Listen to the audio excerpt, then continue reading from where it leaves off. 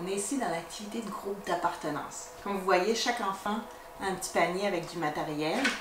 Ça peut être un panier ou un petit contenant de champignons. Chaque enfant a son matériel pour pouvoir être intéressé et aller avec nous découvrir des nouvelles choses. Dans ces activités d'appartenance-là, c'est ce qui peut s'apparenter à ce qu'on entend parler dans les services de garde, à des bricolages ou des activités dirigées par l'adulte.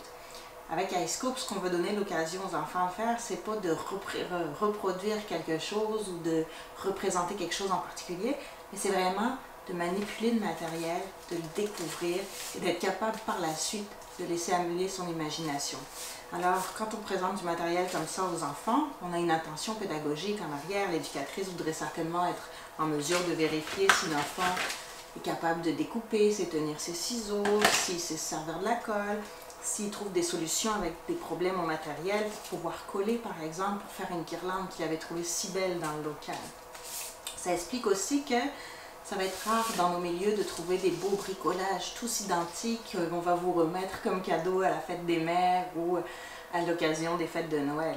Parce qu'effectivement, l'enfant va être libre de faire des choix, d'expérimenter et d'utiliser le matériel.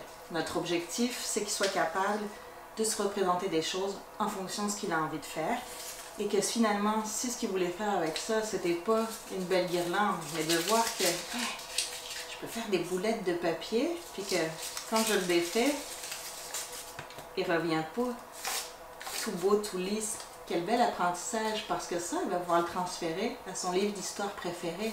Je vais faire attention quand je vais lui tourner la page, parce que sinon, je sais qu'elle va rester comme ça.